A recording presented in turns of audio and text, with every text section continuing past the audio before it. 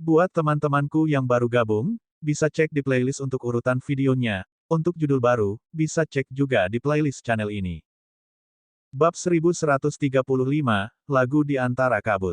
Dia mengingat dengan jelas semua yang dikatakan Fei Yun padanya 1 dekade lalu dan menggunakannya untuk mengurangi rasa takut akan kematian.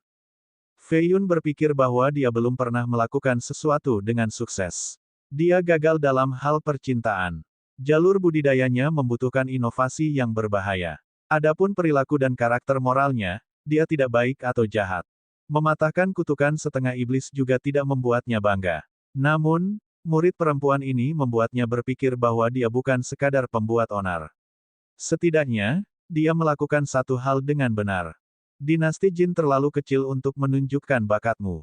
Apakah Anda ingin berpartisipasi dalam ujian yang lebih ketat dan bersaing dengan yang terbaik? Fei Yun bertanya. Anda ingin membawa saya sendirian, Tuan? Silan bertanya. Fei Yun mengangguk. Silan berlutut lagi, matanya menjadi sedikit lembab saat dia menjawab, saya kehilangan segalanya ketika saya berusia 7 tahun. Kakak memberitahuku bahwa selama aku masih hidup, masih ada harapan untuk hari yang lebih cerah. Andalah yang menerangi hidup saya, Guru, jadi Anda satu-satunya keluarga saya sekarang. Saya ingin mengikuti Anda tetapi Anda mengatakan bahwa saya harus mengalahkan orang terkuat di dunia ini dan keluar sendiri. Meski begitu, akan terlambat untuk menemukanmu di duniamu yang luas. Aku ingin menangis tapi aku urungkan karena aku tahu aku bisa bertemu denganmu lagi. Saya telah melakukan apa yang Anda minta dari saya dan akan mematuhi perintah Anda jika Anda membiarkan saya tinggal di sisi Anda. Mata hitamnya yang berkilauan menatap penuh harap ke arah Fei Yun setelah menyelesaikan pidato emosionalnya. Dia tidak lain adalah dewa di hatinya. Simen Cuixiao dan kura-kura mengamati dari kejauhan. Saya tiba-tiba ingin merekrut seorang murid. Saya tiba-tiba ingin merekrut murid perempuan. Keduanya melontarkan dua kalimat serupa, hanya saja Simen Cuixiao menambahkan kata, perempuan. Kura-kura itu menatapnya dan menggelengkan kepalanya, hewan lain. Hei, senang sekali memiliki murid perempuan. Dia bisa membantuku merekam lembaran musik, mencuci pakaian, membawakanku teh dan air, menyeka keringat ketika aku lelah, memijatku, memainkan seruling di malam hari. Binatang buas. Buah yang setengah tertidur itu bergumam. Pikiran kotor sekali, yang saya maksud adalah bermain seruling agar saya bisa tertidur di malam hari. Simen Cuixiao mengoreksi. Tiba-tiba, nada anggun yang dimainkan dengan seruling terdengar. Air menjadi lebih tenang dari sebelumnya, seolah berubah menjadi cermin biru. Pepohonan dan bunga putih mulai tumbuh seiring dengan dakwit. Sebuah portal besar terwujud ke udara bersama dengan istana-istana halus. Burung berkumpul setelah mendengar nyanyian luar biasa yang mampu mempengaruhi hukum dunia. Itu juga memurnikan jiwa pendengarnya. Ledakan, ledakan. Fei Yun mendapatkan 2 tulang phoenix lagi hanya dengan mendengarkan. Silan menjadi bersinar saat dia juga mendapatkan tulang phoenix lainnya. Terlebih lagi, siklus kematian kelima dimulai saat dia jatuh ke dalam keadaan misterius. Naga darah, Simen Cuixiao, kura-kura, dan buah semuanya juga memasuki kondisi zen. Budidaya mereka meningkat dan menghancurkan segala hambatan. Ini mirip dengan memasuki dunia abadi dan segera menyerap energi tingkat tinggi. Fei Yun memperoleh 30 tulang phoenix di sesi ini. Tentu saja, ini terutama disebabkan oleh akumulasi sebelumnya tetapi lagu itu tiba-tiba membantu. Setelah lagunya selesai, sisa suara masih bergema di seluruh wilayah. Fei Yun bangun lebih dulu dan segera berusaha mencari musisi itu. Dia berteleportasi sekitar 10 kali dan memeriksa semua arah. Keluarlah, aku tahu itu kamu. Dia melompat ke seberang sungai menggunakan Swift Samsara sambil hanya mengeluarkan riak kecil. Kenapa kamu tidak keluar padahal kamu sudah di sini? Dia meninggikan suaranya.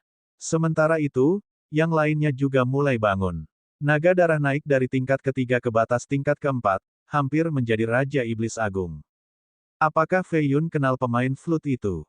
Dia bertanya dengan tidak percaya. Dia merasa seolah-olah sedang mendengarkan seorang suci yang mengkhotbahkan Dao dan menjadi tercerahkan. Pada saat yang sama, Simen Cuixiao berlutut dengan air mata mengalir di pipinya, Guru, mohon terima saya sebagai murid. Saya pikir Anda mengatakan bahwa Anda adalah pemain seruling terbaik di dunia. Kata kura-kura. Saya bahkan tidak layak membawa sepatu majikan. Saya adalah orang yang sombong dan bodoh jika berpikir demikian di masa lalu. Saya yakin lagu itu adalah ujian untuk melihat apakah saya memiliki bakat untuk menjadi seorang murid. Simen Cuixiao merespons dan terus berlutut. Di antara kabut tebal, Fei Yun menemukan rakit kayu. Dia mendarat dan masih bisa mencium aroma tertentu. Di dekatnya ada banyak bunga roh dan rumput. Mereka diciptakan setelah mendengarkan lagu di tingkat suci. Di atas rakit ada meja dengan tempat duduk dan satu set teh dari tanah liat. Airnya masih hangat dan sedikit beruap. Dia baru saja pergi. Fei Yun melihat sekeliling dan tidak dapat melihat apapun karena lautan bunga dan rumput berwarna-warni. Aku tahu kamu sedang melihatku sekarang. Apakah kamu marah karena aku tidak melindungi Hongyan dengan baik? Fei Yun berteriak dan menakuti burung-burung itu. Sayangnya, tidak ada tanggapan. Ye Xiaoxiang pergi saat itu setelah mengetahui bahwa dia jatuh cinta dengan Namong Hongyan yang dia anggap sebagai saudara perempuan. Fei Yun mengejarnya tapi dia terlambat satu langkah. Dia tahu bahwa pemain flute tadi adalah dia, tetapi dia tidak ingin bertemu dengannya. Dia memfokuskan pandangannya dan melihat sekeliling hanya untuk melihat patung besar Namong Hongyan. Jangan khawatir, saya telah menemukan cara untuk menghidupkan kembali Hongyan. Dia berkata, ingin memancingnya keluar. Sayangnya, masih belum ada tanggapan. Dia akhirnya pergi dengan kecewa, sadar bahwa dia tidak ingin bertemu dengannya lagi. Ketika seorang wanita mengambil keputusan, dia bisa bertahan dengan keputusannya seumur hidup. Setelah dia pergi, sesosok tubuh muncul lagi di atas rakit dengan seruling di tangannya. Dia menatap air, tampak seperti lukisan pemandangan. Apa gunanya bertemu lagi? Hanya lebih banyak kesedihan. Asteris. Fei Yun kembali ke pulau kecil dan semua orang menatapnya dengan rasa ingin tahu. Kamu benar-benar kenal ahli seruling itu? Naga darah itu bertanya. Ahli seruling apa? Saya sangat yakin bahwa dia adalah orang suci yang penyendiri, menggunakan musik untuk mencapai Dao. Ini sangat jarang terjadi, saya tidak percaya. Tempat ini memang merupakan tanah reinkarnasi bagi semua orang bijak dari time immemorial. Jika dinasti Ethereal mendengar tentang ini, saya tidak dapat membayangkan keterkejutannya, kata Simen Cuixiao. Jarang sekali manusia memiliki beberapa orang suci yang muncul dalam generasi yang sama. Apakah ini zaman keemasan lagi? Naga darah tidak membelinya. Hanya satu orang suci saja sudah cukup untuk mencegah orang lain menindas manusia. Namun, beberapa muncul sekaligus. Itu konyol. Menggunakan musik untuk menjadi orang suci hanyalah sebuah dongeng dalam legenda. Satu-satunya alasan yang saya tahu adalah setelah mendengarkan musik, kultivasi kami melonjak seperti angin. Sebab, melodinya mengandung hukum langit dan bumi. Semakin berbakat, semakin banyak pemahaman. Orang suci biasa tidak dapat melakukan hal yang sama dengan tingkat efektivitas ini. Musik selaras dengan jiwa dan dapat memurnikannya, memungkinkan setiap orang berkomunikasi dengan Dao. Sungguh luar biasa. Simen Cuixiao terus mengoceh setelah menyaksikan legenda di kehidupan nyata. Bab 1136, Konferensi Ras Segudang. Dalam sejarah, beberapa orang mengambil jalan moralitas dan kebaikan untuk menjadi orang suci yang bermoral dan orang suci yang bermoral. Yang lainnya menjadi orang suci melalui pendidikan dan studi yang lebih tinggi, orang suci yang terpelajar. Semua Dao di dunia pada akhirnya bisa menuju kesucian. Sayangnya, jalan yang disebutkan di atas sulit dibandingkan dengan cara tradisional, Buddhisme, Dao, seni bela diri, dan pikiran. Lebih mudah dan hasilnya nyata, langsung membuahkan hasil sejak awal. Oleh karena itu, kemunculan seorang flute Saint cukup signifikan. Musik mempunyai dampak positif bagi semua orang.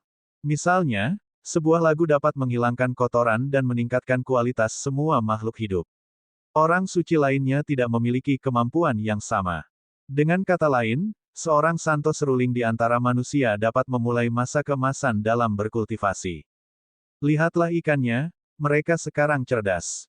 Saya yakin tidak akan ada lagi yang bisa memancing di sungai ini karena mereka tahu cara menghindar. Suatu abad nanti, akan ada beberapa setan ikan di sini. Simen Cuixiao berbaring di tepi pantai dan berkomentar. Saudara Yun, orang suci seruling itu adalah temanmu, kan? Mengapa kamu tidak memintanya memainkan lagu untuk kita lagi? Ini akan memberi Anda lebih banyak waktu bersamanya selain memberi kami lebih banyak pencerahan kultivasi. Naga itu bertanya pada Fei Yun setelah melihat hubungannya. Fei Yun menggelengkan kepalanya. Simen Cuixiao bangkit dan berkata, tidak ada gunanya, orang suci itu telah memberi kita semua pencerahannya melalui lagu itu, hanya saja pemahaman kita sangat sedikit. Itu mungkin batas pemahaman kita saat ini. Lagu lain hanya akan membuat pikiran kita lebih jernih, kultivasi kita tidak akan meningkat secepat sebelumnya, berhentilah bermimpi. Fei Yun menarik napas dalam-dalam dan berkata, kultivasi selalu selangkah demi selangkah, bahkan makhluk abadi pun tidak dapat membantu kita naik secepat itu. Ini sudah cukup bagus, saya berada di puncak level keempat sekarang. Ini mungkin menyelamatkan saya beberapa ribu tahun atau lebih. Selain itu, sepertinya saya yang paling berbakat di antara kami karena kultivasi saya meningkat pesat, haha. Naga darah agak senang setelah menjadi Raja Iblis Agung. Tidak, pemahamanku adalah yang terbaik. Setelah mendengarkan lagunya, aku bisa merasakan kutukan yang ada padaku melemah. Saya akan segera bisa membebaskan diri. Kura-kura tidak setuju. Kakek, itu bukan apa-apa. Saya yakin pemahaman saya adalah yang terbaik. Lihat aku, bertransformasi. Buahnya juga ikut kompetisi. Ia mempelajari teknik baru setelah mendengarkan dan berubah menjadi kura-kura lucu, kecil dan putih, hanya seukuran kepalan tangan. Itu tampak seperti versi mini dari kura-kura tua. Kini mereka akhirnya tampak seperti kakek dan cucu. Kura-kura itu terdiam. Saya akhirnya menjadi dewasa sekarang, saya telah meninggalkan cangkang saya. Kata buah itu penuh semangat. Telur apa? Kura-kura bertanya dengan bingung. Telur penyuku. Buah tersebut benar-benar percaya bahwa ia berkerabat dengan penyu. Kura-kura menyesal berbohong tentang hal itu tetapi apa yang bisa dia lakukan sekarang? Sudah terlambat untuk mengatakan yang sebenarnya kepada buah itu, bahwa ia tidak memiliki kerabat dan sendirian di dunia ini. Gui, aku turut berbahagia untukmu. Kura-kura itu tersenyum dan berkata. Jadi sebenarnya siapa yang paling diuntungkan dari lagu tersebut? Fei Yun mengamati Silan yang perlahan bangkit. Matanya menjadi semakin terang, akhirnya menembakkan dua sinar. Sekarang tampak seperti batu giok yang dipoles. Apakah kamu mencapai level kelima? Fei Yun bertanya. Belum, tetapi saya mengalami kematian tingkat ketiga sehingga pemahaman saya tentang alam ini 10 kali lebih besar. Saya hanya perlu lebih banyak waktu dan pelatihan sebelum mencoba lagi. Dia menjawab. Fei Yun mengangguk setuju, berpikir bahwa dia mungkin orang yang mendapat keuntungan paling banyak dari acara tersebut. Kenyataannya, ia juga meningkat pesat, dari 108 tulang menjadi 144 tulang. Tentu saja, perjalanannya masih panjang sebelum menjadi orang suci semu. Dia kemudian memberitahu Long Luofu dan Feng Qingqing tentang portal baru menuju Jin. Dia ingin membuat beberapa portal lagi untuk membantu menghubungkan kerajaan surgawi dengan dunia luar. Ini adalah cara untuk menciptakan lebih banyak tempat suci untuk Yang Maha Tinggi. Portal kedua dibangun di Crimson Territory, tempat pertama yang dia kunjungi setelah datang ke Six Central. Liu Suzi telah memberinya tanah sehingga dia memutuskan untuk memberikan stempel resmi ini kepada Biksu Jiurou. Biksu itu tidak ingin memerintah tetapi Fei Yun mengizinkannya menyebarkan agama Buddha di sini. Hal ini seketika mengubah sikap biksu itu. Untuk menjamin keamanan wilayahnya, dia melakukan perjalanan ke aliansi setengah iblis. Mereka mendengar tentang kepulangannya dan sangat gembira. Semua setengah iblis peringkat ketujuh dari cabang utama datang berkunjung karena reputasinya saat ini. Mereka mendengar tentang bagaimana Fei Yun membunuh Raja Xuanlun dan membantu klan kerajaan mendapatkan tahta lagi. Dia menjadi legenda yang tidak ada duanya, Raja Setengah Iblis. Bahkan, ada yang mulai memujanya sebagai dewa. Saat ini, dia hanya perlu memberikan perintah dan semua setengah iblis di dunia akan mati demi dia. Jika mereka mengetahui bahwa dialah yang mematahkan kutukan tersebut, statusnya akan semakin melambung tinggi. Namun, dia tidak berpikir untuk mengungkapkan hal ini karena tidak ada cara bagi iblis lain untuk meniru metodenya. Terlebih lagi, tidak baik untuk menonjol. Pohon tertinggi selalu diterpa angin kencang. Dia senang karena tidak semua orang tahu tentang identitas pemecah kutukan itu. Jika tidak, seluruh dunia akan mengawasi setiap gerakannya. Dia mengunjungi Crimson Leaf untuk menemui Liu Suzi. Bagaimanapun, dia adalah penerus Crimson di masa depan, jadi bantuannya akan menjaga wilayahnya tetap aman. Sayangnya, dia diberitahu bahwa dia telah pergi ke dinasti Ethereal oleh setengah iblis peringkat ketujuh. Para jenius dari Six Central telah berangkat ke kota Chaos Ethereal untuk konferensi ras segudang. Manusialah yang bertanggung jawab kali ini. Dia percaya bahwa ingatannya mungkin sebenarnya milik Phoenix Surgawi Abadi. Karena dia belum pernah mendengar tentang konferensi ini sebelumnya, kemungkinan besar konferensi ini dimulai setelah Time Immemorial. Manusia memang yang memegang kendali kali ini. Chaos adalah salah satu kota terbesar dan dibangun pada zaman dahulu kala. Ada banyak sisa-sisa orang suci di sana sehingga semua orang ingin berkunjung untuk memberi penghormatan. Simen Cuixiao berkata, namun, tidak semua orang memenuhi syarat untuk memasuki kota. Ini berlaku ganda untuk konferensi itu sendiri, hanya para jenius paling berbakat dan kultivator kuat yang berhak untuk berpartisipasi. Oleh karena itu, konferensi itu sendiri dibagi menjadi dua divisi, satu untuk para jenius dan yang lainnya untuk para master yang lebih tua. Bab 1137, Kaisar Xuanyuan. Konferensi ras segudang telah ada sejak lama. Pada awalnya, hanya 4 ras iblis besar bersama dengan ras dahulu kala yang memenuhi syarat untuk berpartisipasi. Makhluk terkuat ini berkumpul untuk mendiskusikan masa depan sambil bersaing demi kepentingan mereka sendiri. Sebuah kontes diadakan pada waktu yang sama untuk mengukur kekuatan lawan. Yang kuat dihormati dan mendapat lebih banyak manfaat. Hal sebaliknya terjadi pada pihak yang kalah. Dengan demikian, hanya perwakilan terbaik yang dikirim ke konferensi tersebut. Itu juga merupakan masalah kehormatan dan kebanggaan. Akhirnya, lebih banyak ras yang memenuhi syarat untuk ikut serta karena mereka tumbuh lebih kuat. Peserta asli akhirnya membuat aturan untuk mengizinkan semua orang masuk dan memulai nama baru untuk konferensi, Myriad Rache. Itu juga akan diadakan setiap 10.000 tahun atau lebih dengan tuan rumah bergilir. Kenyataannya, beberapa peserta asli membuat pengecualian ini demi memuaskan harga diri mereka.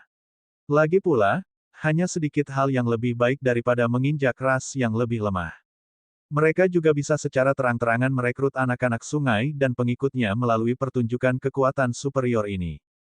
Ini hanyalah tatanan alami, yang lemah harus bergantung pada yang kuat untuk bertahan hidup. Mengapa manusia membentuk kerajaan dan dinasti? Karena mereka membutuhkan perlindungan dari petani yang lebih kuat.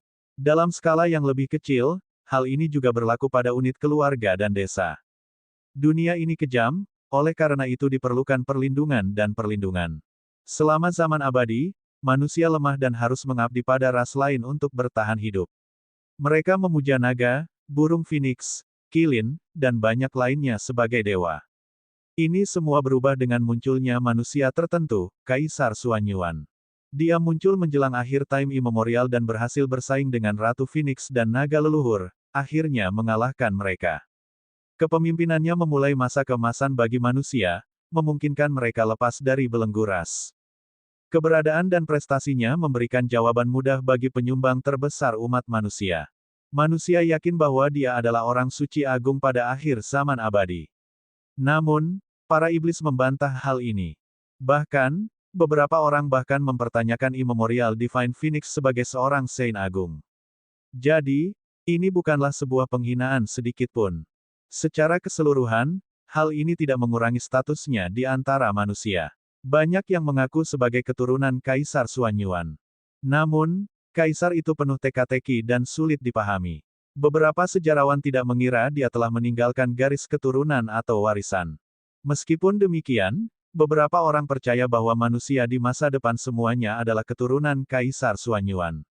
Bagaimanapun, ras tersebut baru merdeka setelah kenaikannya. Kami adalah peserta konferensi ras segudang berkat Kaisar Xuanyuan. Simen Cuixiao duduk di atas naga dan bercerita tentang konferensi tersebut sambil memuji pahlawan terbesarnya, Kaisar Xuanyuan. Naga itu sebesar gunung merah, menakuti semua makhluk terbang lainnya di sepanjang jalan. Fei Yun tidak terlalu peduli dengan konferensi itu dan mendengarkan dengan tenang. Tujuan berikutnya adalah lokasi portal ketiga, Battle Domain. Dia adalah penguasa domain saat ini dan ingin memperluas jangkauannya. Jin dan tanahnya di Crimson terlalu kecil. Domain ini cukup untuk mengakomodasi ambisinya saat ini, apakah itu merekrut atau membangun lebih banyak tempat suci untuk Supreme. Tentu saja, Untuk benar-benar menguasai domain ini mungkin memerlukan waktu puluhan tahun atau bahkan berabad-abad. Sebuah domain sangatlah besar, yang ini berukuran sekitar 10.000 dinasti Jin. Fei Yun meninggalkan Yao Ji sebagai penjabat penguasa domain untuk tujuan administrasi. Dia ambisius dan berbakat dalam aspek ini. Terlebih lagi, dia telah menyelesaikan transformasi hantu kelima dan bisa membunuh Paragon sekarang. Ini tidak cukup untuk menjaga keamanan mutlak tetapi karena itu berada di dalam wilayah suci, klan kerajaan akan menawarkan dukungan mereka bila diperlukan. Setelah portal selesai, Fei Yun menuju pengadilan suci. Dia di sini bukan untuk bertemu dengan penguasa baru, melainkan penjaga surgawi dari suku penjaga. Dia menemukan bahwa kota kerajaan mereka telah dibangun kembali, tampak lebih megah dari sebelumnya. Dia mengunjungi istana yang diperuntukkan bagi suku penjaga. Dia berdiri di dalam ruangan besar dengan avatar penjaga. Battle Domain diberikan kepadamu oleh Penatua Lin, bukan keputusan resmi. Tuan dapat mengambilnya kembali. Sang wali tetap terlihat gagah dan tegap meski usianya sudah lanjut. Fei Yun tetap tenang, sama sekali tidak takut pada santo palsu ini. Apakah kamu lupa apa yang telah aku lakukan untuk pengadilan suci? Akan ada master yang berbeda di sini sekarang jika bukan karena saya. Fei Yun duduk di kursi batu giok, tidak mempedulikan izin. Anda telah mengambil sejumlah besar uang dari perbendaharaan, itu adalah pembayaran Anda. Kata penjaga itu. Mereka digunakan untuk mengaktifkan perintah semu untuk menangani Azure Lord. Sebenarnya, saya harus menambahkannya sendiri, kata Fei Yun. Baik, jika kamu dapat memblokir salah satu serangan avatarku, aku secara pribadi akan meminta Tuan untuk memberimu pertempuran karena kontribusimu. Kata penjaga itu. Memblokir satu gerakan berarti mendapatkan satu domain, ini adalah tawaran yang menggiurkan. Tentu saja, kesulitannya tidak bisa dilebih-lebihkan karena dia sedang menghadapi seorang Saint palsu. Avatar Azure Lord sendiri berhasil menguasai pengadilan suci selama beberapa generasi.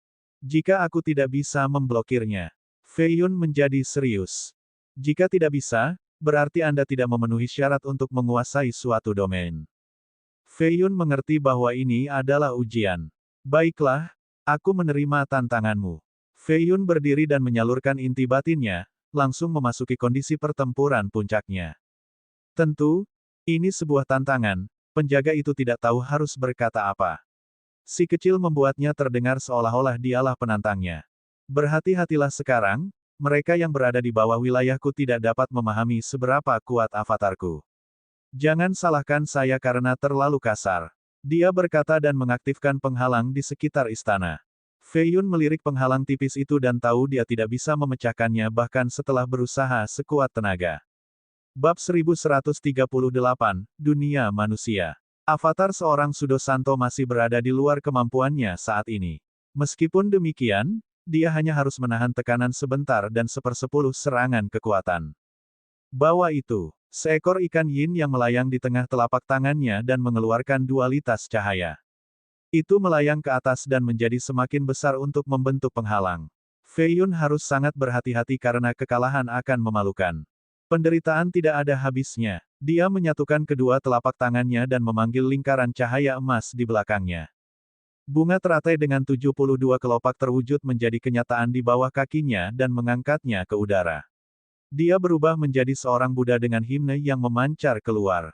Penjaga itu mengangguk setuju karena dia menjadi jauh lebih kuat sejak pertemuan mereka sebelumnya. Ini tidak mudah dilakukan oleh setengah iblis. Dia menjadi serius karena tidak ingin kalah taruhan. Gemuruh. Auranya mengepul dan meluas. Hukum dunia mengelilinginya dan menciptakan dunia energi yang mandiri. Mereka mengepung Fei Yun dan membuatnya merasakan tekanan yang sangat besar. Seolah-olah bintang-bintang menabraknya. Fei Yun memutuskan untuk membacakan persetujuan dari Kitab Ulat Sutra Emas. Penjaga itu mengangkat tangannya dan memanggil lautan petir untuk melakukan serangan telapak tangan. Ledakan. Darah mulai mengalir dari dahi Fei Yun setelah benturan pertama. Meskipun demikian, dia mempertahankan pertahanannya untuk menghentikan serangan. Kawasan ini berguncang hebat dan hukum dunia runtuh. Asteris. 1 jam kemudian, Fei Yun meninggalkan istana dan tampak sedikit lelah. Dia menyeka darah di dahinya dan berjalan menuruni tangga batu giok. Simen Cuixiao, Silan, Mao Guwei, Mao Laoshi, dan naga darah sedang menunggunya di bawah. Para pelayan istana dan kereta yang ditarik oleh makhluk roh terbang kemana-mana di istana megah ini. Tuan, bagaimana hasilnya? Silan bertanya. Ekspresi Fei Yun cerah setelah melihat murid cantiknya. Dia tersenyum dan berkata, penjaga telah setuju untuk berbicara dengan penguasa baru mengenai Battle Domain. Jangan khawatir, kudengar dia masih muda dan tidak memiliki kendali penuh atas pengadilan suci. Dia akan mendengarkannya. Kalian manusia sangat santai dengan wilayah. Raja Iblis di wilayahku tidak memberikan tanah. Naga darah itu mengeluh. Pertempuran akan menjadi markas kita di masa depan. Sekarang, berangkat ke Aquamoon Paradise. Fei Yun berkata sambil melirik ke cakrawala. Dia merasakan sakit yang menusuk di dadanya dan berpikir bahwa penjaga itu terlalu kejam. Dia menggunakan kitab ulat sutra emasnya untuk menyembuhkan secara diam-diam sehingga Silan tidak khawatir. Dia agak takut padanya sekarang karena dia terlalu baik padanya. Tidak ada wanita yang begitu peduli padanya sebelumnya dan ini sebenarnya sedikit mengganggunya. Laki-laki adalah makhluk yang aneh. Mereka berdoa untuk menemukan wanita yang baik ketika mereka tidak memilikinya, tetapi ketika ada seseorang yang benar-benar peduli pada mereka, mereka menginginkan lebih banyak kebebasan. Aku mungkin harus berbicara dengannya. Dia pikir. Istana Penguasa Pengadilan Suci. Ini adalah lokasi yang paling dipertahankan di seluruh Six Central. Itu mencakup penghalang yang tak terhitung jumlahnya dan artefak kuno seperti cermin yang melihat segalanya, permata penekan jiwa, dan gerbang Art Break. Memasuki istana ini secara diam-diam hampir mustahil. Riak energi muncul di udara dan menyatu membentuk avatar penjaga. Saya meminta audiensi, Tuan Pengadilan Suci. Avatar itu berbicara dengan satu lutut di tanah. Guru, kamu tidak perlu berlutut di hadapanku. Bangkit, sebuah suara muda datang dari istana. Dia bermeditasi di dalam dengan segel penguasa melayang di atas dan memurnikan tubuhnya. Itu berisi kekuatan dan kekayaan Six Central, memungkinkan penguasa untuk menggunakannya juga. Kamu adalah penguasa paling suci di dunia, semua orang harus berlutut di hadapanmu. Tidak ada yang bisa melanggar prestise Anda. Kata penjaga itu tapi tetap berdiri setelah menerima perintah. Apakah itu dia? Dia bertanya. Pasti begitu. Saya sengaja menguji kultivasinya lebih awal dan dia berhasil memblokir serangan telapak tangan dari avatar saya dengan kekuatan 10%. Bahkan seorang kultivator nirvana tingkat 9 tidak dapat melakukan ini, dia pasti setengah iblis dari pasar alkimia. Itulah yang aku curigai juga, dialah satu-satunya yang bisa mematahkan kutukan itu. Seekor naga darah membubung di langit sambil membawa sekelompok teman yang aneh. Simen Chaosui berkhotbah tentang 134 dinasti manusia dan 188 dunia. Dinasti kedua hingga ke 134 masing-masing memiliki satu dunia dengan nama numerik yang sama. Ukuran wilayah sangat bervariasi. Misalnya, dinasti kedua 8 kali lebih besar dari dinasti ke-6. Dinasti pertama sendiri memiliki 18 dunia dan 6 wilayah utama lainnya, Nether, Asura, setengah iblis, Buddha, roh, dan binatang. Dunia-dunia ini memiliki aturannya sendiri meskipun berada di dalam wilayah manusia dan dikenal sebagai 6 jalan. Nether terutama terdiri dari makhluk yang memiliki afinitas kematian dan manusia yang membudidayakan dao sesat. Asura memiliki penggarap afinitas jahat. Misalnya, Fei Yun, wanita jahat, dan penyihir kecil akan sangat cocok dengan dunia itu. Afinitas jahat bawaan mereka akan berkembang karena perintah alami Asura. Para tahanan juga dibuang ke dunia ini jadi itu agak menakutkan. Akan sulit menemukan seseorang yang memiliki pedoman moral yang baik. Dunia setengah iblis, sesuai dengan namanya, adalah rumah bagi setengah iblis. Dunia Buddhis memiliki kuil dan faksi sejak dahulu kala. Dunia roh adalah tempat suci Taoisme. Beastworld adalah tempat tinggal binatang buas yang kuat. Manusia jarang berkunjung kecuali ekspedisi pelatihan dari klan bergengsi atau faksi penjinak binatang. Ia juga memiliki makhluk setengah binatang yang bahkan lebih dibenci daripada setengah iblis. Kapanpun mereka muncul di wilayah manusia, mereka akan dibunuh atau diasingkan ke Beastworld. Di luar 6 dunia ini ada 30 dimensi besar. Koordinat mereka hanya diketahui oleh eselon atas, sebuah cara untuk menjaga kelangsungan hidup manusia. Bagaimanapun, mereka mungkin tidak selamanya sejahtera. Suatu hari nanti, Iblis mungkin akan memusnahkan mereka sehingga paling tidak, dimensi ini akan tetap hidup. Simen Cuixiao terus berbicara tentang dunia lain. Itu hanya 187 dunia, satu dunia hilang. Mao Laoshi mendengarkan semuanya sambil menghitung. Ada dunia misterius lain, bukan bagian dari Westbull atau dimensi tersembunyi apapun. Simen Cuixiao tersenyum. Di mana itu? Silan bertanya. Bab 1139, Dunia Cahaya. Simen Cuixiao menunjuk ke langit dan berkata, di atas sana. Tidak mungkin, 157 dunia adalah pemahaman umum, hanya eselon atas yang mengetahui tentang 30 dimensi, sehingga menghasilkan 187 dunia. Anda mengatakan hal yang tidak masuk akal. Kura-kura itu menggelengkan kepalanya. Fei Yun percaya bahwa kura-kura ini mengetahui segalanya. Karena itu, dia juga mempertanyakan keberadaan dunia ke-188. Cuixiao tersenyum dan berkata, kurang dari 10 manusia yang tahu tentang dunia ke-188, semuanya adalah orang-orang hebat. Dia kemudian merendahkan suaranya dan berkata, rumor mengatakan bahwa itu tertinggal dari hari-hari terakhir time immemorial. Tidak ada yang tahu lokasi pastinya. Lalu bagaimana kamu tahu kalau itu begitu misterius? Fei Yun bertanya. Saya hanya mengatakan hal yang tidak masuk akal, saya tidak tahu apakah itu benar. Cuixiao tertawa sebagai jawabannya. Yang lain merengut padanya sementara Fei Yun benar-benar mempercayainya. Tentu saja, karena pria itu ingin bersikap misterius, tidak ada alasan untuk mengungkit masalah tersebut. Di sisi lain, kura-kura tidak menahan diri, Simen, kita berteman setelah perjalanan panjang kita bersama dari neraka kembali ke Six Central. Asalmu dari mana? Saya hanya seorang musisi keliling, jangan tanya tentang masa lalu kelam saya. Cuixiao berusaha bersikap keren. Maksudku, bukankah sudah waktunya kamu pulang? Kita akan ke Aquamoon Paradise sekarang. Kura-kura itu kesal. Kenyataannya, ia ingin mengatakan, kamu bisa nyahlah sekarang, keparat. Saya sudah lama ingin melihat dewa di Aquamoon Paradise tetapi karena status saya yang rendah, dia tidak mau melihat saya. Karena saudara Feng adalah tamu undangan, saya ingin ikut serta untuk melihat kemakmuran Aquamoon juga. Cuixiao berkata dengan gembira sambil menatap Fei Yun. Fei Yun tidak dalam posisi untuk mengatakan tidak setelah mendengar ini jadi dia menganggukkan kepalanya. Dia belum pernah ke Aquamoon sebelumnya dan hanya tahu bahwa itu terletak di Radiance World di dinasti Ethereal. Dalam ingatannya yang menyimpang, dia pernah ke Ethereal beberapa kali sebelumnya. Namun, dia berspekulasi kalau ingatannya palsu jadi ini mungkin sepenuhnya tidak benar. Mereka melakukan perjalanan melalui portal dan berhasil mencapai Radiance, salah satu dari 18 dunia di Ethereal. Dia bertanya-tanya dan tidak ada yang tahu lokasi pasti Aquamoon Paradise atau portal potensial. Bagaimana tempat sebesar itu bisa disembunyikan?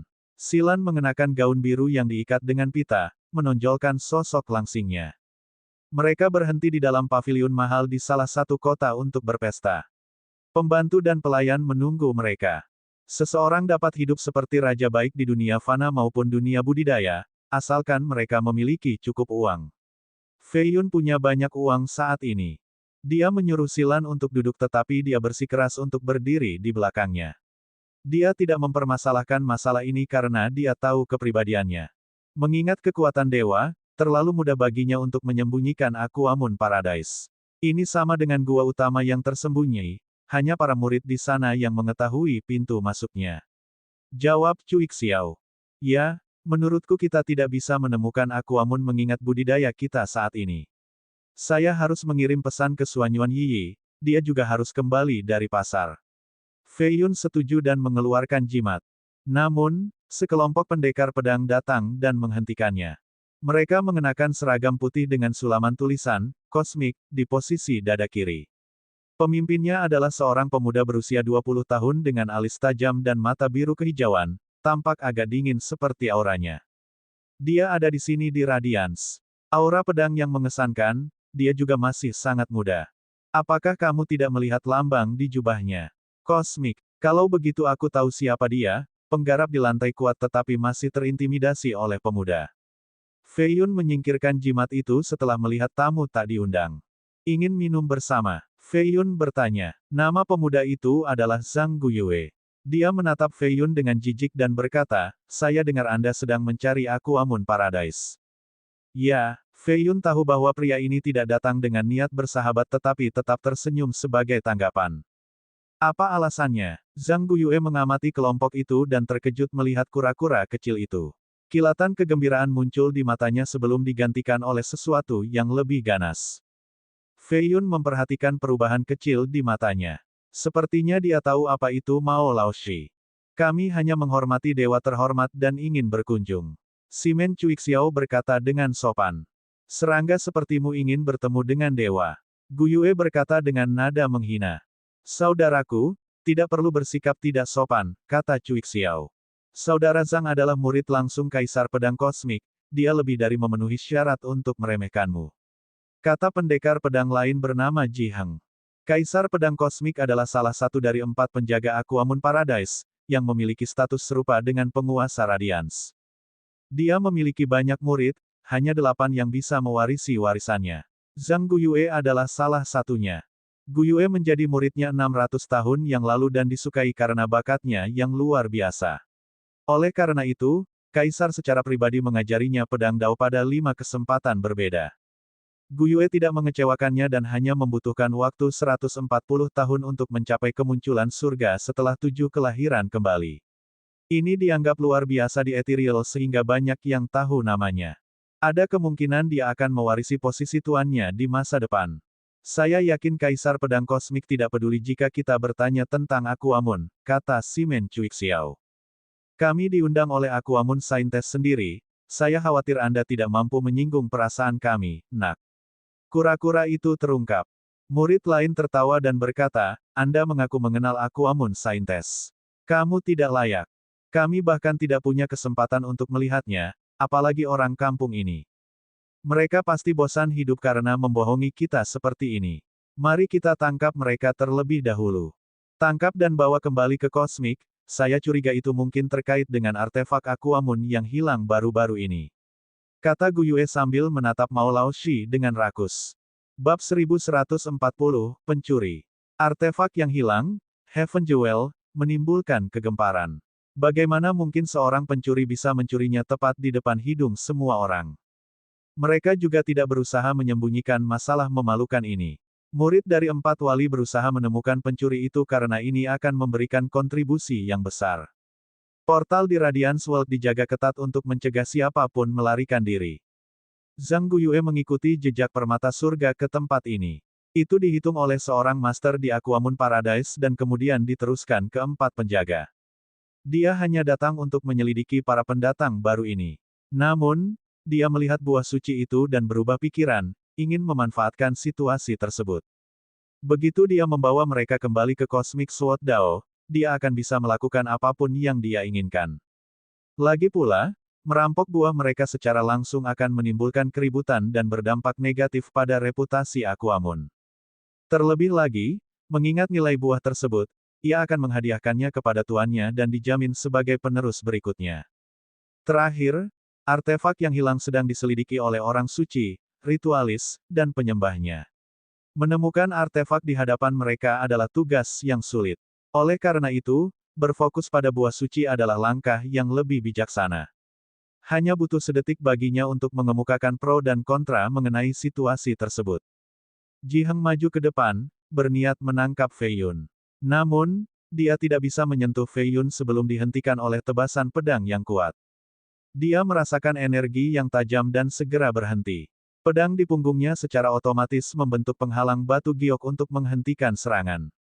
Meskipun dia tidak sekuat Zhang Guiyue, dia masih merupakan murid pedang kosmik Dao yang sangat baik dan memiliki kecepatan reaksi yang sempurna.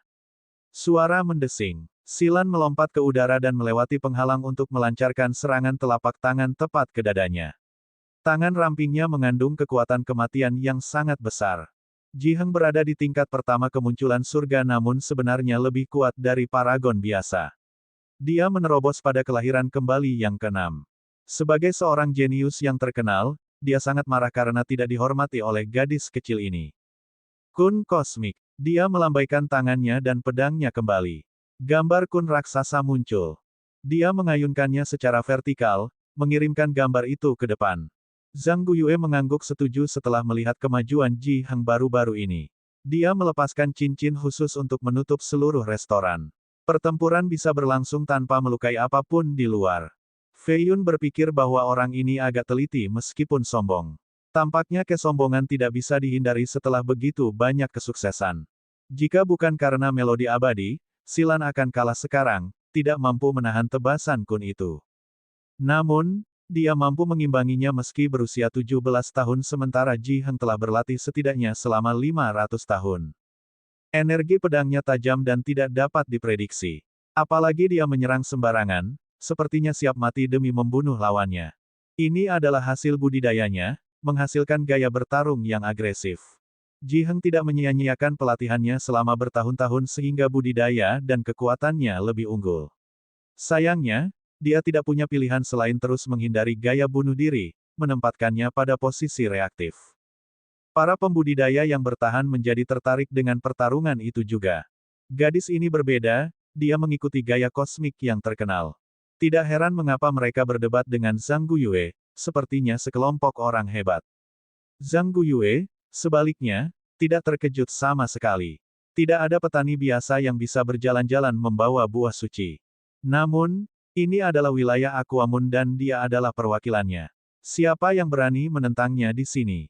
Brengsek. Akhirnya, Silan memotong tangan kanan Ji Heng dan berkata dengan dingin, ini adalah hukuman karena tidak menghormati tuanku. Dia memiliki lubang di dadanya dengan darah masih mengalir. Ji Heng berhasil menembusnya sehingga lukanya menjadi lebih serius. Tentu saja, ini tidak seberapa dibandingkan saat dia melakukan perjalanan melintasi Endless Land sendirian untuk mencari Fei Yun. Dia telah dihancurkan oleh binatang raksasa, ditelan ular, atau jatuh ke dalam sarang kelabang. Tidak ada seorang pun di sana untuk menyelamatkannya, dia menyeret tubuhnya yang patah ke depan melalui kemauan belaka. Dia percaya bahwa dia bisa tetap hidup selama dia bisa tetap membuka matanya.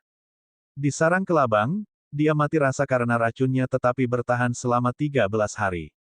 Ketika dia meninggalkan sarangnya, tidak ada satu inci pun daging yang tidak rusak di tubuhnya. Darahnya menjadi hitam karena racunnya. Semua pengalaman ini memberinya kemauan yang lebih besar dibandingkan orang lain. Luka pedang ini tidak ada bandingannya. Jadi, dalam sepersekian detik ketika dia menusuk dadanya dan melepaskan kewaspadaannya, dia menahan rasa sakit dan memotong tangan kanannya.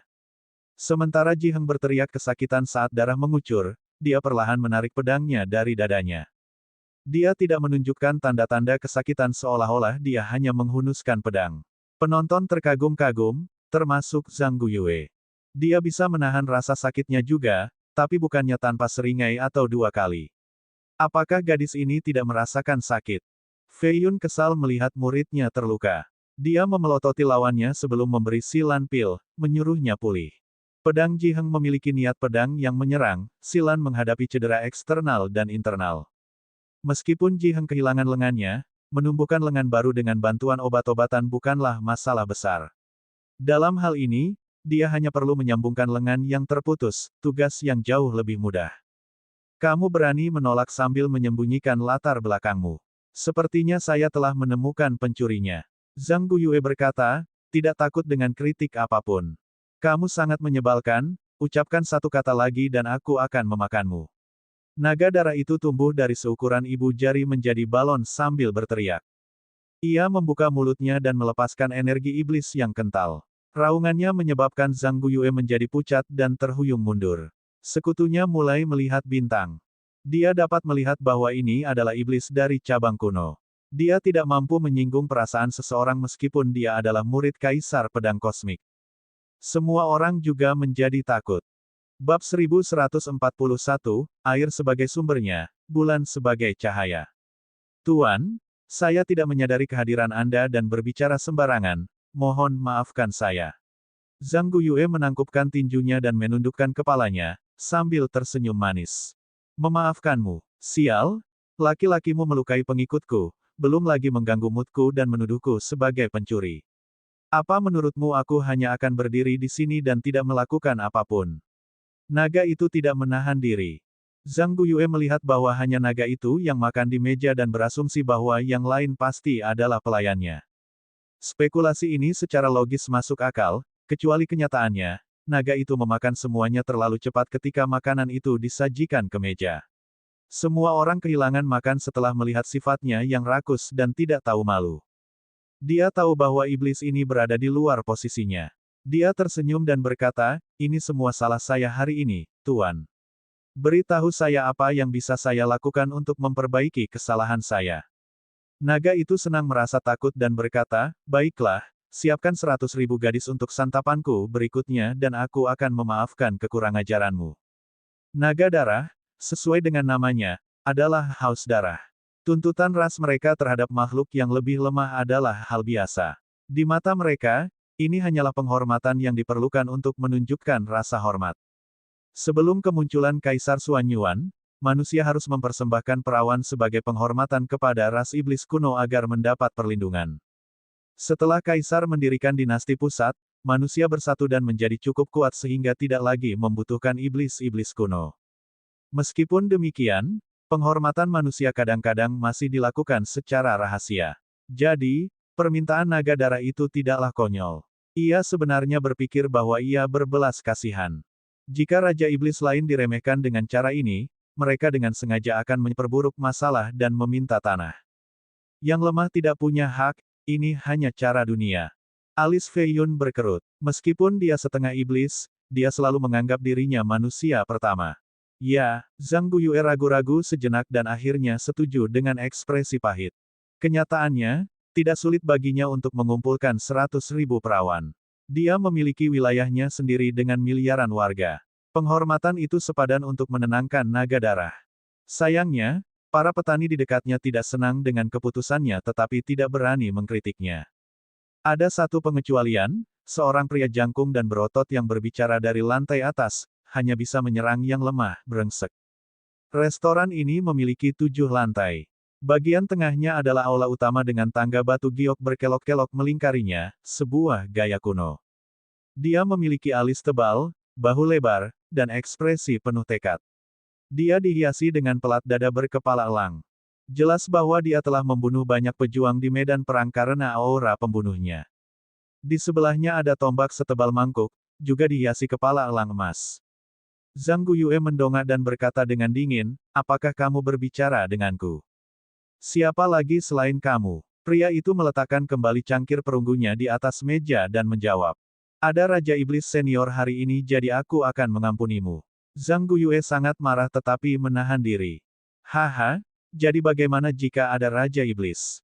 Aku membenci sepertimu, yang bersikap angkuh terhadap yang lemah dan sekarang, bertindak lebih penjilat daripada seekor anjing." Sungguh memuakkan. Pria itu berbicara dengan keras.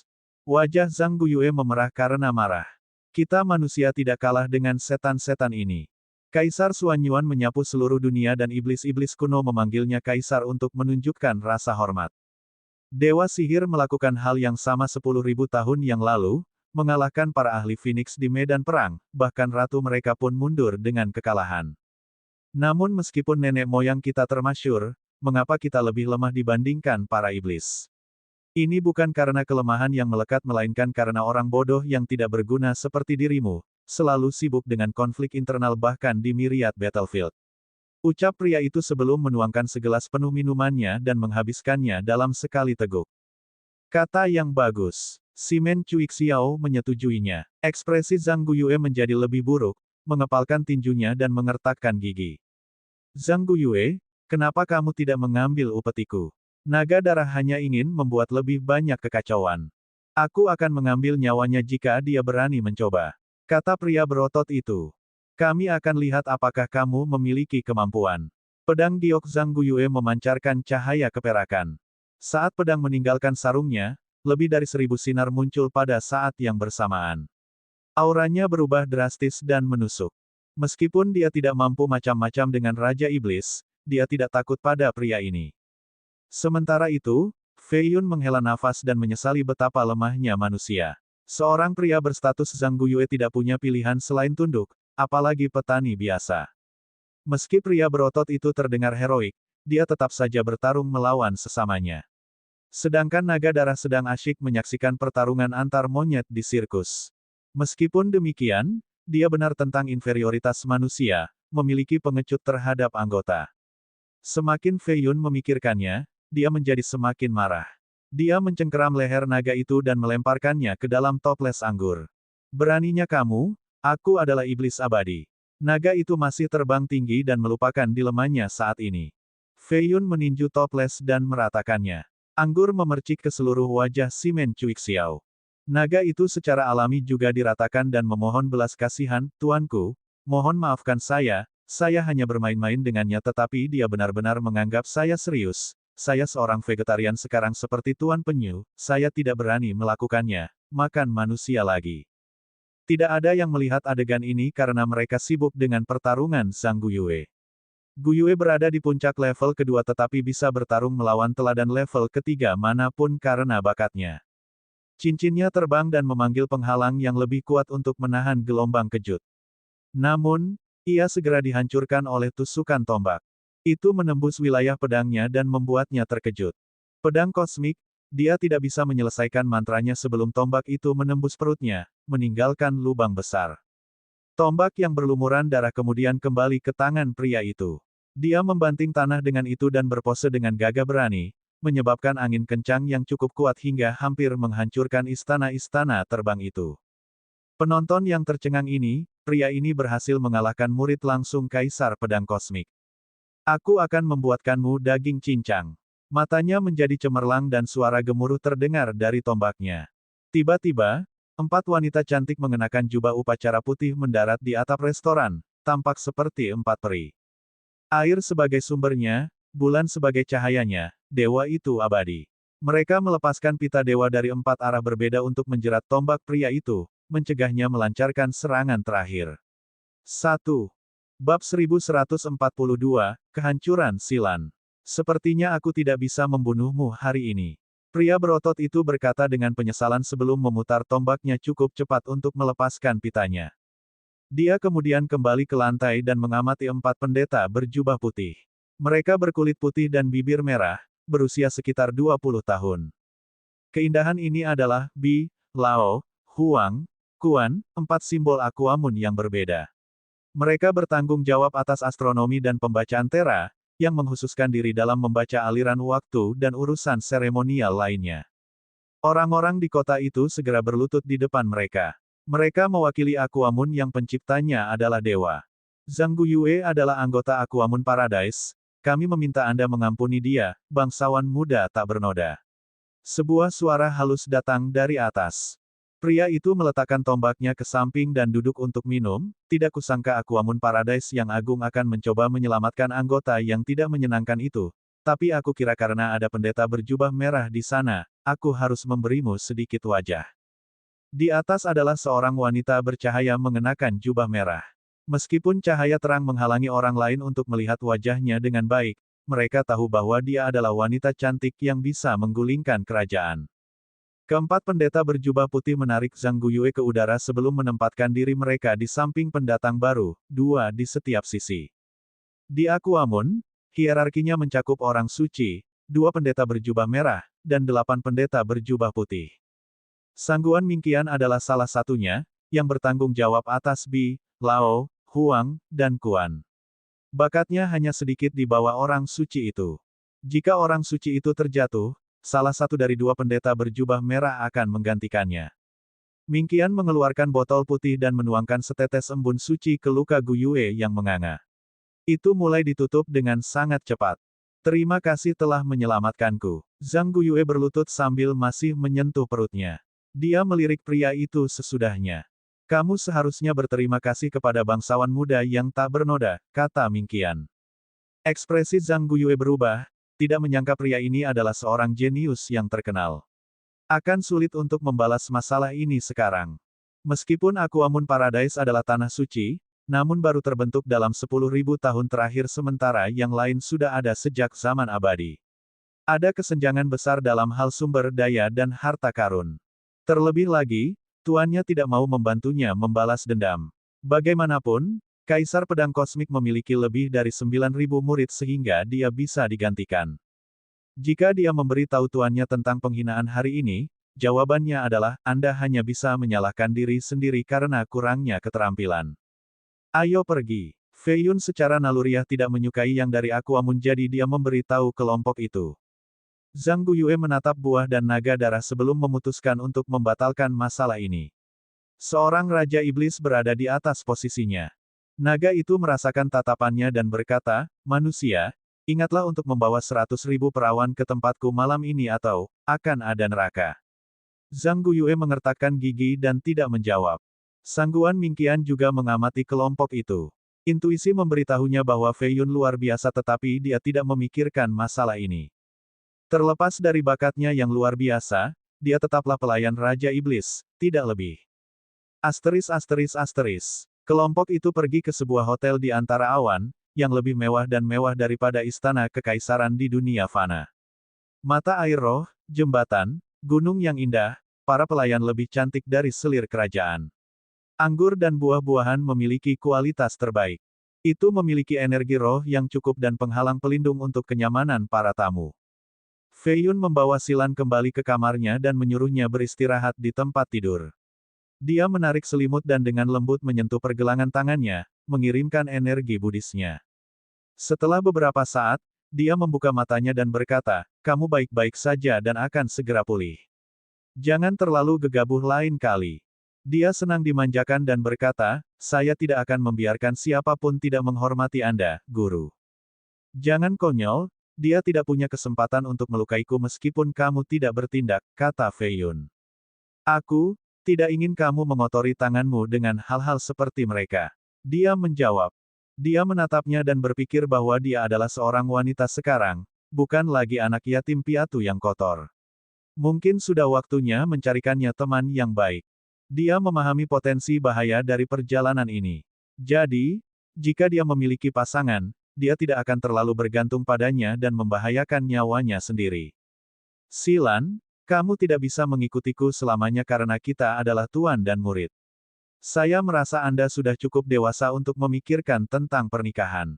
Bukankah menyenangkan menikah dengan pria baik dan kemudian berkeliling dunia bersamanya? Kata Fei Yun.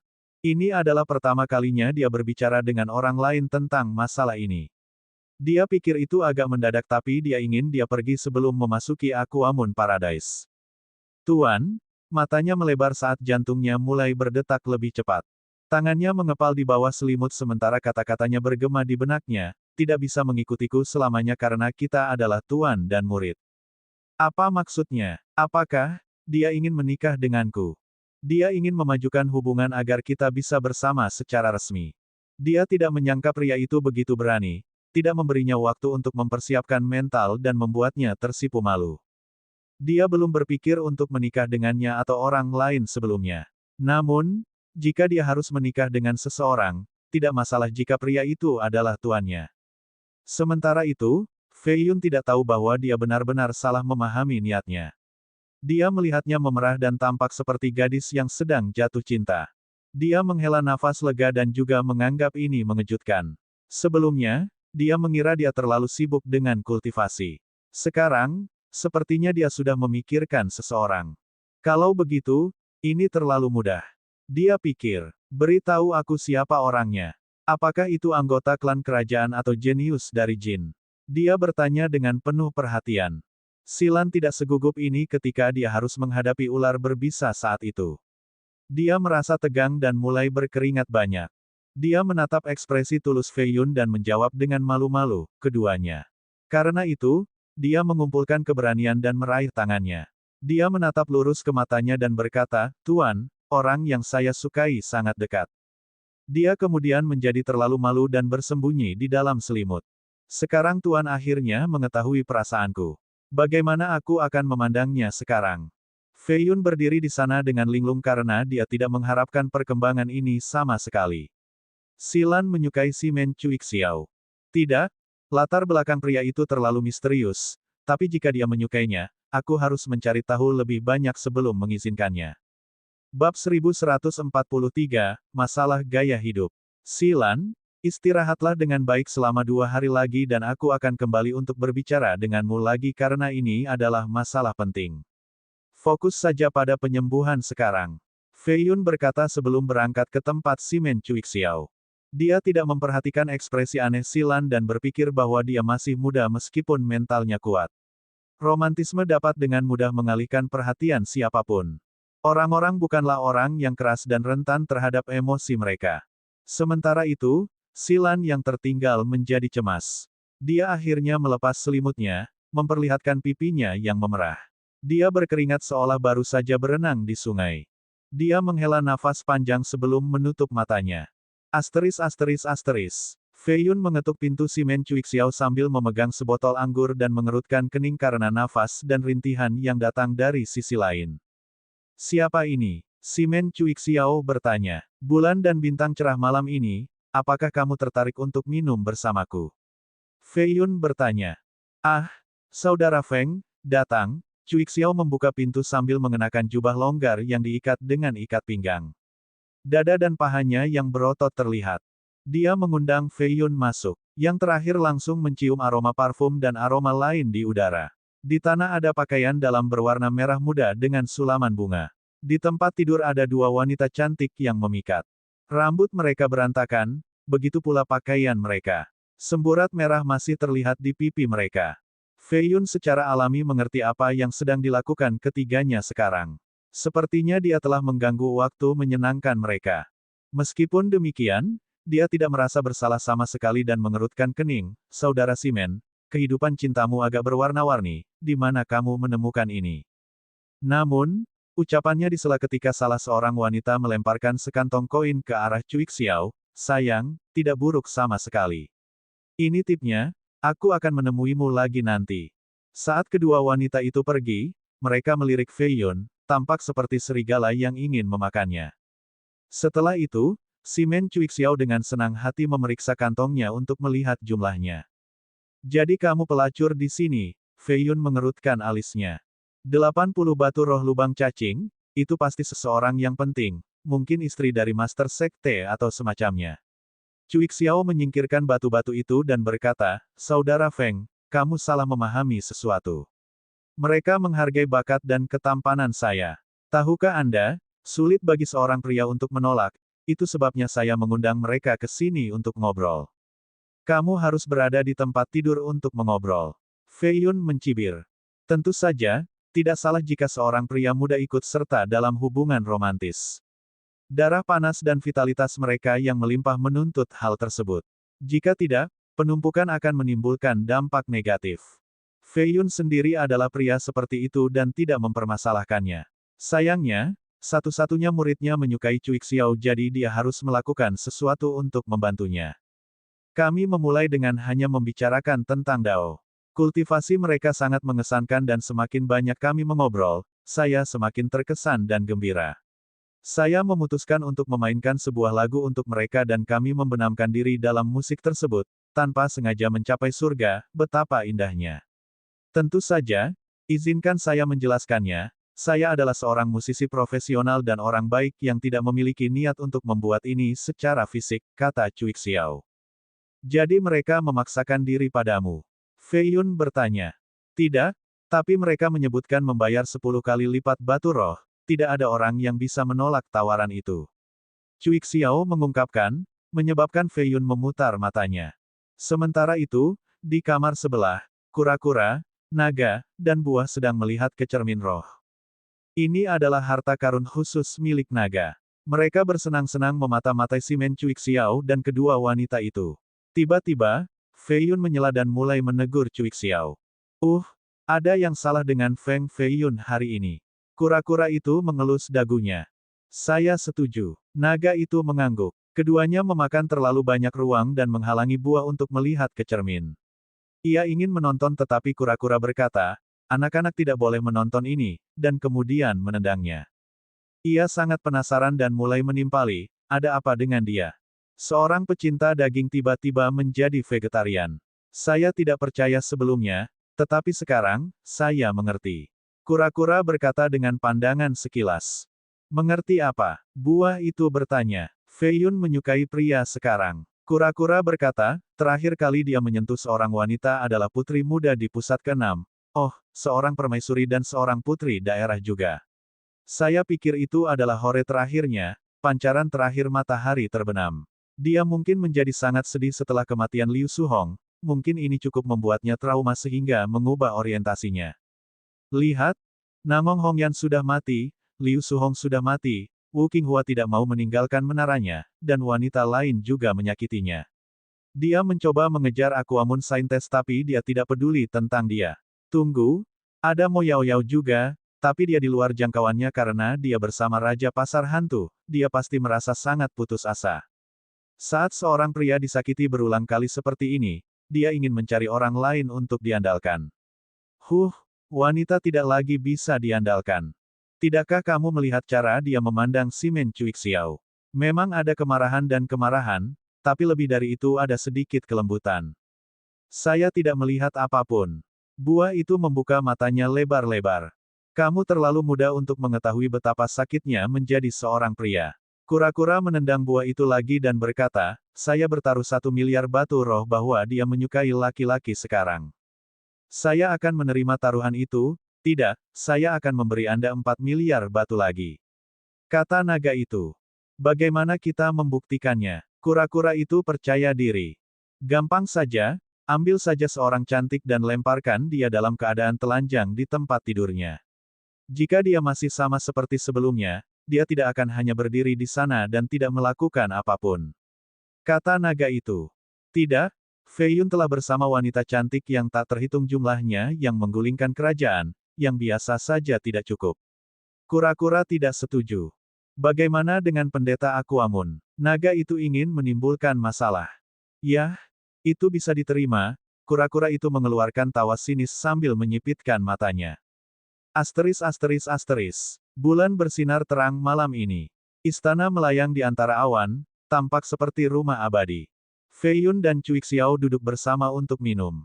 Fei Yun menuangkan secangkir untuknya dan bertanya, Saudara Simen, kamu adalah seekor naga di antara manusia, berani memasuki medan perang balap segudang sendirian, keberanianmu patut dipuji. Dia curiga pria itu berbohong tentang jatuh ke dalam lubang mayat di jalan reinkarnasi.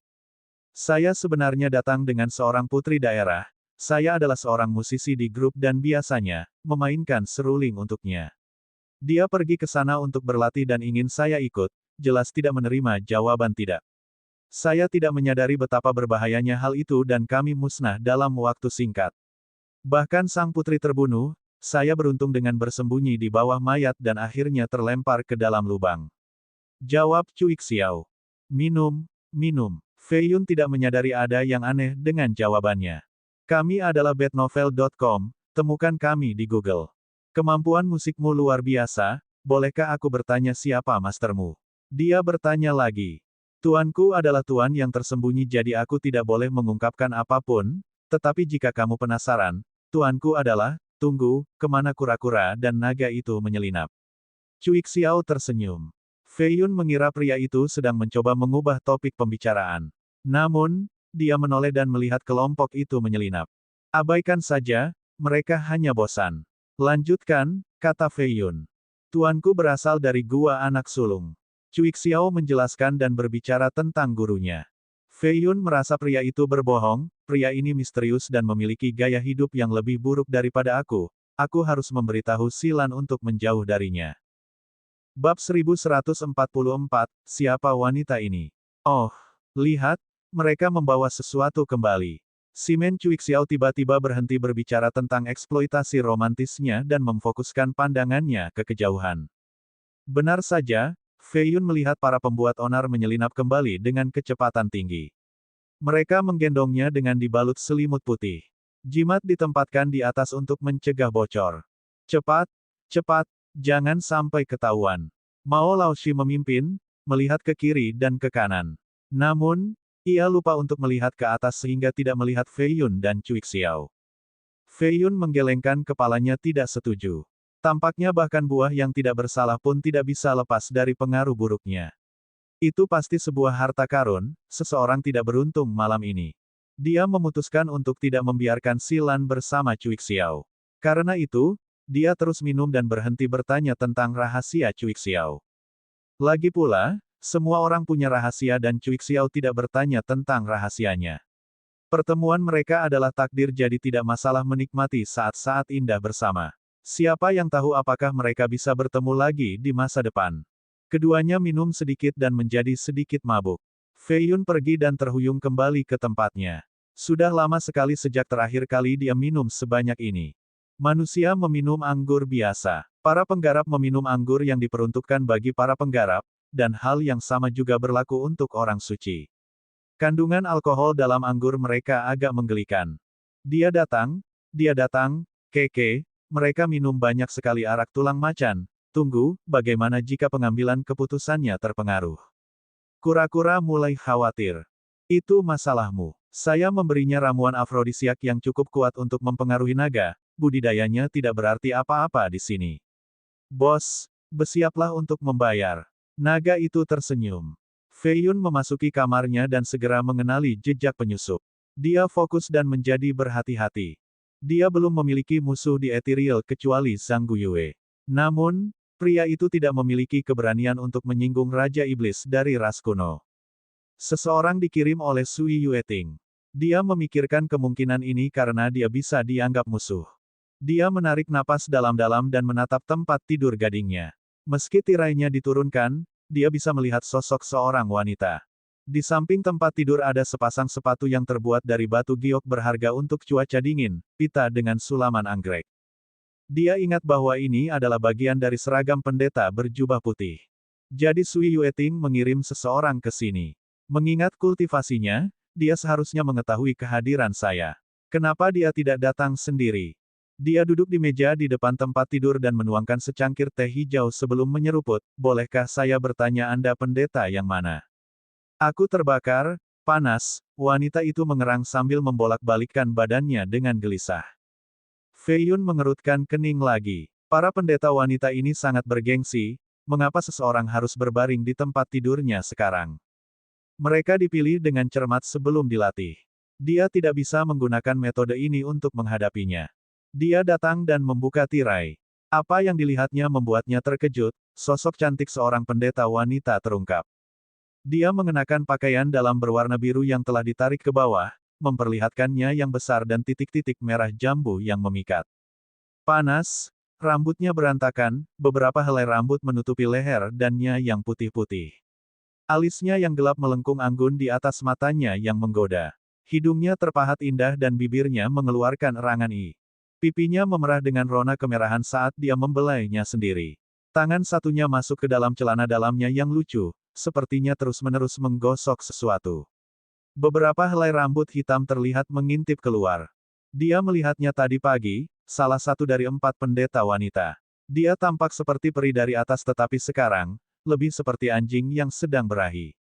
Apa yang terjadi di sini? Dia kemudian memikirkan tentang para pembuat onar dan mereka yang menyelinap sebelumnya.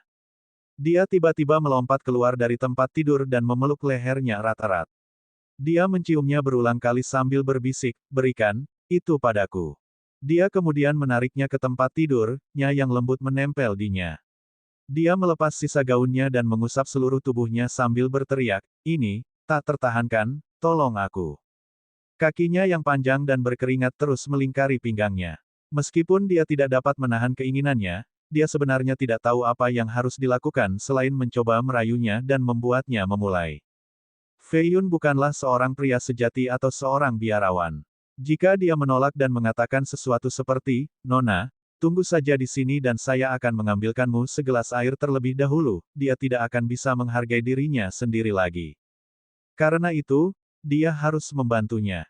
Begitu dia mengambil keputusan, formasi di luar penginapan diserang. Bam! Tempat itu bergetar hebat. Beraninya kamu menculik pendeta Aquamun berjubah putih. Kamu akan mati bahkan jika kamu adalah Raja Iblis. Sangguan Mingqian sangat marah dan mengeluarkan hujan pedang ke penginapan, menerangi seluruh langit. Semua ini konyol, seorang pendeta Aquamun diculik. Naga dan kura-kura menyadari bahwa mereka telah ditangkap. Bagaimana wanita ini tahu? Kami sangat berhati-hati. Penyu itu mengeluh. Terserahlah, kami akan menangkapnya juga karena mengganggu taruhan kami. Kata naga itu. Masuk akal. Banyak anggota Aquamun telah tiba, pendeta berjubah merah, pendeta berjubah putih lainnya, Zhang Guiyue, dan murid Cosmic Sword Dao lainnya. Beberapa kultivator generasi terakhir juga datang untuk menyaksikan pelanggaran yang tidak bisa dimaafkan ini. Naga darah terbang ke atap penginapan dan memandangi para pembudidaya manusia. Ia memfokuskan pandangannya pada Zhang Guiyue dan berkata, "Nak, ini karena kamu tidak membawakanku perawan, itu sebabnya aku sendiri yang harus mengambil kembali hutangku." Dia adalah pendeta Aquamun berjubah putih. Zhang Guiyue memasang ekspresi jelek. "Hanya sepotong daging bagiku." Naga itu tertawa. "Apa yang telah kamu lakukan padanya?" Sangguan Mingqian melepaskan pedangnya dan mengaktifkan domainnya.